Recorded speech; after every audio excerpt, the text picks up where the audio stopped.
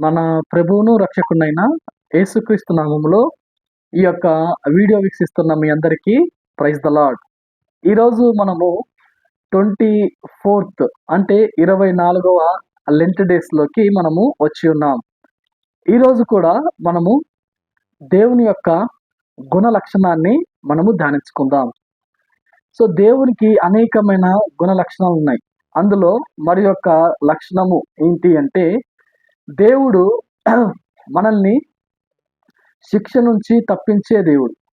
దేవుడు మనల్ని తప్పించే దేవుడు. ఇప్పుడు ఎవరికన్నా మన కుటుంబంలో కోపం వచ్చిందనుకోండి, ఫర్ ఎగ్జాంపుల్ బిడ్డల మీద తల్లికి బాగా కోపం వచ్చి కొట్టబోయినప్పుడు తండ్రి వచ్చి ఆపుతాడు. అలా ఆపినప్పుడు వెంటనే అతను ఏమనుకుంటాడంటే, ఆ పిల్లోడు కానీ లేదా వాళ్ళ అబ్బాయి కానీ అబ్బా సేఫ్ అయిపోయాను అనుకుంటాడు. అక్కడ ఏమైంది? తండ్రి అక్కడ కాపాడాడు. సో శిక్ష నుంచి తప్పించాడు. అలాగే మన యేసయ్య కూడా మనల్ని శిక్ష నుంచి తప్పించే దేవుడు.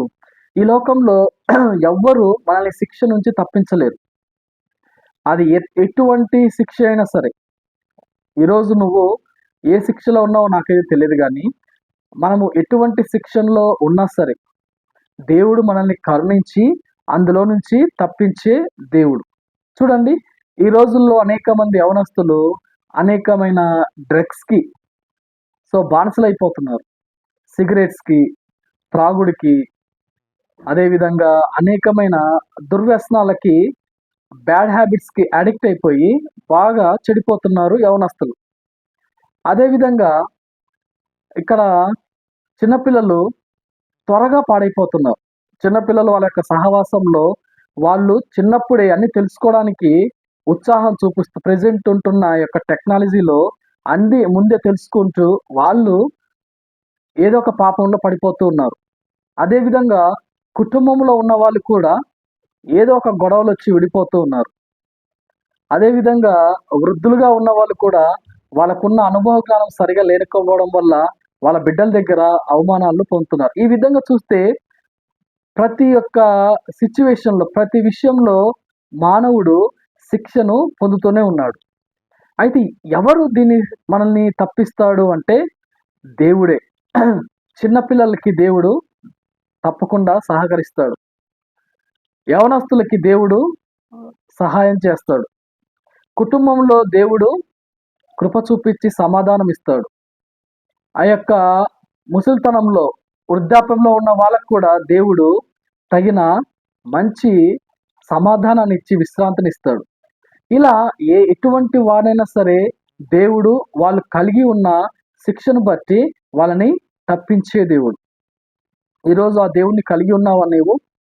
ఆ దేవుని కలిగి ఉంటే నువ్వు ఏ స్థితిలో ఉన్నా సరే, నువ్వు చిన్నపిల్లడివా, లేకపోతే యవనస్తుడివా, పెద్దవాడివా, లేకపోతే వృద్ధాప్యంలో ఉన్న వాళ్ళవా, ఎవరైనా సరే మీరు ఏ పరిస్థితిని బట్టి ఇబ్బంది పడుతున్నారో, బాధపడుతున్నారో నాకు తెలియదు, కానీ దేవుడు సెలవిస్తున్నాడు ఏంటంటే, మిమ్మల్ని విడిపించే దేవుడు, మిమ్మల్ని తప్పించే దేవుడు యేసయ్య ఉన్నాడు.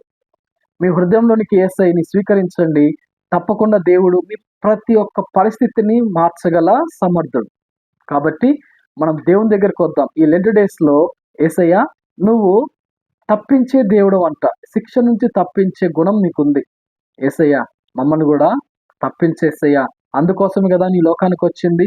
ప్రపంచ మానవాళికి, ఎప్పటి నుంచో ఉన్న మానవాళికి, ఇప్పుడున్న మానవాళికి, తర్వాత పుట్టబోయే అందరికీ ఒక్కసారి శిలో రక్తం కాచి ప్రాణం పెట్టి ఆ యొక్క రక్షణను సిద్ధం చేసి వాళ్ళ మీద ఉన్న ఆ యొక్క శిక్షను తీసివేశాడు దేవుడు. అది మనం తెలుసుకొని రక్షణ పొందుకోవడమే. కాబట్టి అటువంటి దేవుని మనం కలిగి ఉన్నాం. కాబట్టి ఈ లెంట్ డేస్లో మనం దేవుణ్ణి స్తుతిద్దాం. అటువంటి కృప దేవుడు మనందరికీ దయచేయునుగాక. ఆమేన్. Praise the lord.